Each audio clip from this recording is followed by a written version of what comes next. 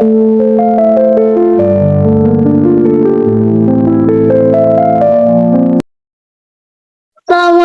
warahmatullahi wabarakatuh. Perkenalkan, nama saya Zahra Nur Asyifah dari kelas 10 PPLG 1. Saya berasal dari sekolah SMK Negeri 1 Majalengka. Pada kesempatan kali ini, izinkan saya memaparkan materi tentang algoritma dasar. Untuk mengefisienkan waktu, mari kita langsung lanjut saja kepada materi yang pertama.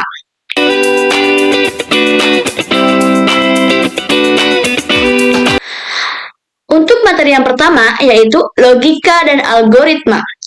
Apa sih logika dan algoritma itu? Jadi teman-teman, logika adalah suatu cara yang diciptakan untuk meneliti ketepatan, penalaran, dan mencegah kesesatan berpikir. Algoritma apa ya? Jadi, algoritma adalah urutan langkah-langkah logis yang digunakan untuk menyelesaikan suatu masalah dan tersusun secara sistematis. Jadi, logika dan algoritma adalah konsep dasar dalam ilmu komputer yang saling berkaitan erat nih teman-teman.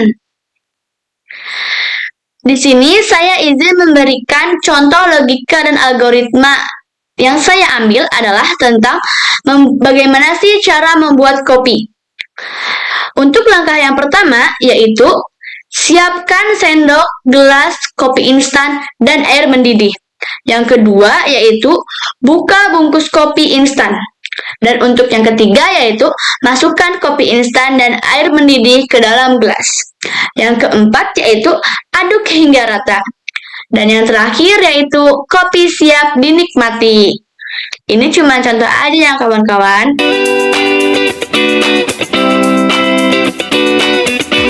Materi yang kedua yaitu tipe data dan variabel. Apa sih tipe data itu? Jadi teman-teman, tipe data adalah klasifikasi data berdasarkan jenisnya. Dan untuk variabel yaitu, variabel adalah seperti tempat untuk menyimpan data. Tipe data seperti memberikan label pada data agar komputer tahu bagaimana cara memprosesnya. Bayangkan, seperti kotak-kotak dengan label berbeda. Satu kotak untuk angka, satu kotak untuk huruf, dan seterusnya. Mengapa sih kok penting? Efisiensi memori yaitu setiap tipe data membutuhkan jumlah memori yang berbeda. Dengan menentukan tipe data yang tepat, kita bisa mengoptimalkan menggunakan memori. Yang kedua yaitu operasi yang valid. Setiap tipe data memiliki operasi yang valid. Misalnya, kita bisa menjumlahkan dua angka, tetapi tidak bisa menjumlahkan angka dengan huruf. Tipe data memastikan operasi yang kita lakukan masuk akal. Contoh tipe data. Yang pertama yaitu integer. Integer yaitu bilangan bulat.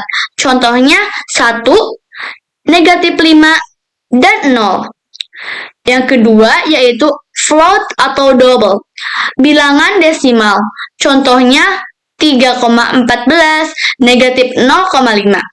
Yang ketiga yaitu string atau teks.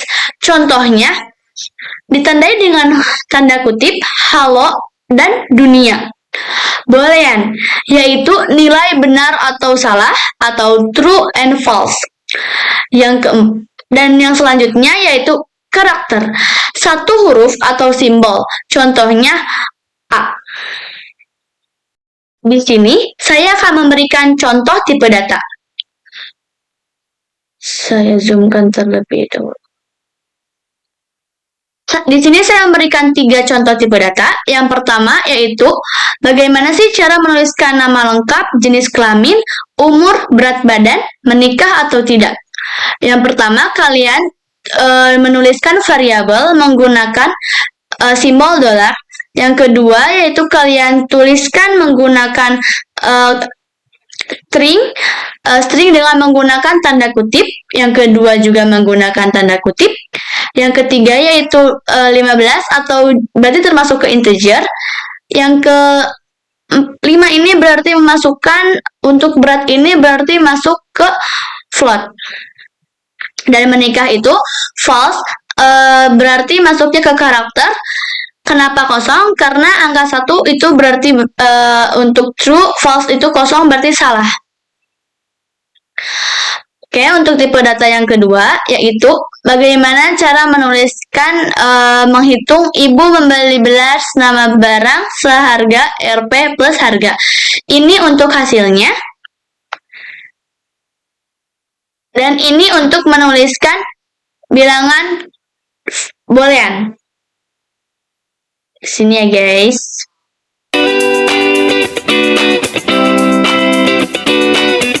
Operator logika dan aritmatika. Operator adalah simbol khusus yang digunakan untuk melakukan operasi pada data. Operasi logika digunakan untuk melakukan perbandingan dan menghasilkan nilai boolean yaitu true ataupun false. Operasi aritmatika digunakan untuk melakukan perhitungan matematika dasar. Arti lambang operator.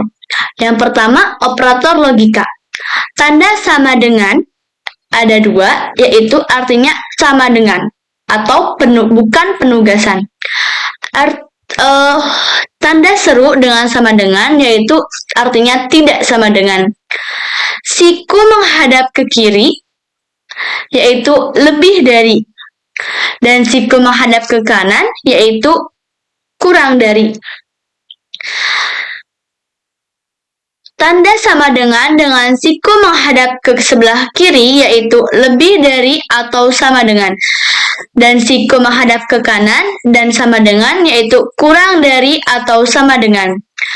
Dan yang selanjutnya yaitu operator aritmatika. Tanda plus yaitu untuk operasi penjumlahan. Tanda minus yaitu untuk operasi pengurangan. Perkalian yaitu menggunakan operator tanda bintang, dan juga pembagian yaitu menggunakan slice, dan pembagian bilangan bulat atau pecahan integer yaitu menggunakan slice sebaliknya.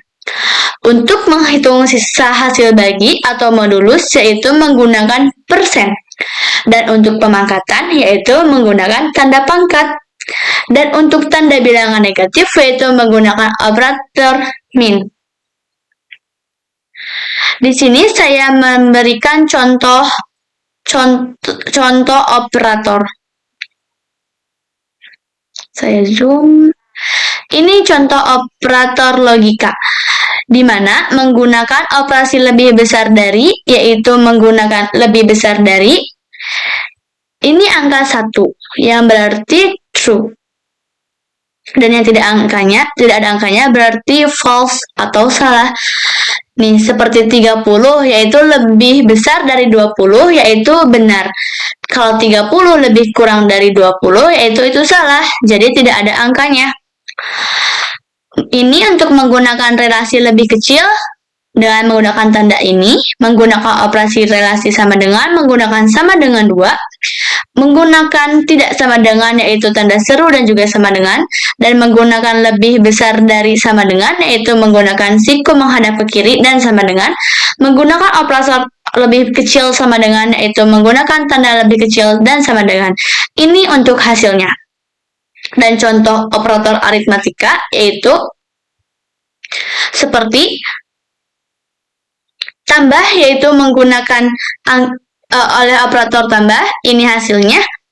Dan ini untuk pengurangan menggunakan min, dan untuk perkalian yaitu menggunakan tanda bintang, dan untuk pembagian yaitu menggunakan slice, sisa bagi menggunakan persen, dan pangkat menggunakan tanda petik 2 atau bisa menggunakan yang seperti ini.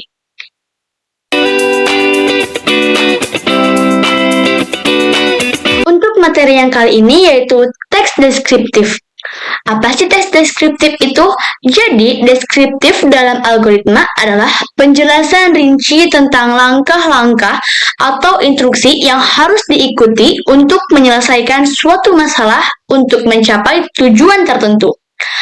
Ini adalah contoh teks deskriptif. Yang pertama yaitu mulai. Yang kedua, masukkan bilangan bulat positif. Yang ketiga, bilangan dibagi 2. Yang keempat, hitung hasil bagi pada langkah di atas. Yang kelima, yaitu jika sisa hasil bagi adalah 0, maka bilangan tersebut adalah genap. Dan jika hasil bagi adalah 1, maka bilangan tersebut adalah ganjil. Yang keenam, yaitu selesai.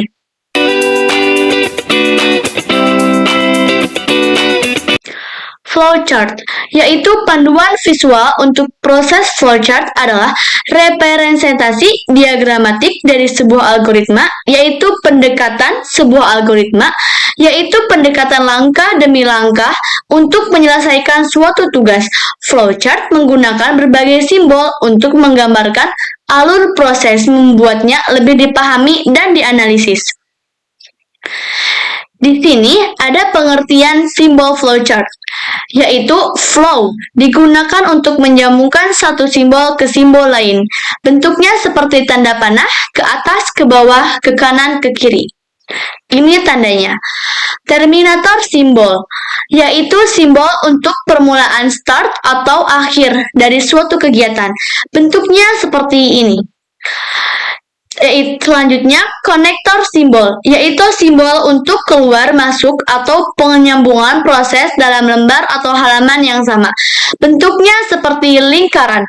Konektor simbol, yaitu simbol untuk keluar masuk atau penyambungan proses pada lembar halaman yang berbeda. Bentuknya seperti ini. Kalau yang lingkaran itu untuk di lembar yang sama dan ini tuh berbeda. Processing symbol, simbol yang menunjukkan pengolahan yang dilakukan oleh komputer berbentuk persegi panjang. Simbol manual operation, simbol yang menunjukkan pengolahan yang tidak dilakukan oleh komputer, bentuknya seperti trapesium. Simbol decision, simbol pemilihan proses berdasarkan kondisi yang ada. Bentuknya seperti belah ketupat. Simbol input ataupun output, yaitu simbol yang menyatakan proses input dan output tanpa tergantung dengan jenis peralatannya. Bentuknya seperti jajar genjang. Simbol manual input, simbol untuk pemasukan data secara manual online keyboards. Bentuknya seperti ini. Simbol preparation, simbol untuk mempersiapkan penyimpanan yang ada digunakan sebuah tempat pengolahan di dalam storage. Bentuknya seperti segi 6. Simbol predefined process, yaitu simbol untuk pelaksanaan suatu bagian atau sub-program prosedur. Bentuknya seperti ini. Simbol display, yaitu yang menyatakan peralatan output yang digunakan, yaitu layar, plotter, printer, dan sebagainya. Bentuknya seperti ini. Simbol disk and online storage, simbol yang menyatakan input yang berasal dari disk atau disimpan ke disk. Bentuknya seperti ini. Simbol magnetic tape unit, simbol yang menyatakan input berasal dari pita magnetik atau output disimpan ke pita magnetik. Simbol postcard, yaitu simbol yang menyatakan bahwa input berasal dari kartu atau output ditulis ke kartu. Simbol dokumen, yaitu simbol yang menyatakan input berasal dari dokumen dalam bentuk kertas dan atau output dicetak ke dalam kertas. Di sini ada contoh flowchart, yaitu tulis surat, ambil amplop, masukkan surat ke amplop, lem amplop. Ini yaitu persegi panjang yang artinya processing. Yang ini jajar belah ketupat yaitu belah ketupat yaitu simbol kondisi yang ada. Dan ini adalah ada dua yaitu T tidak, Y benar.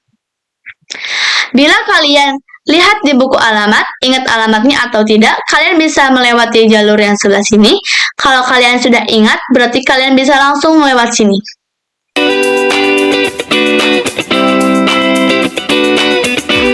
Pseudocode.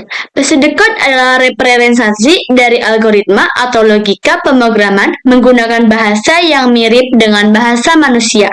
Akan tetapi, bukan bahasa pemrograman yang spesifik. Pseudocode bertujuan untuk menggambarkan alur dan struktur dari suatu program tanpa memperhatikan aturan sintaksis dari bahasa pemrograman tertentu. Di sini, saya memberikan contoh pseudocode untuk nama-nama hari dalam satu minggu. Jadi, semuanya itu tidak menggunakan bahasa deskriptif semua, tapi ada campuran juga dari kode-kode tertentu. Ini contohnya.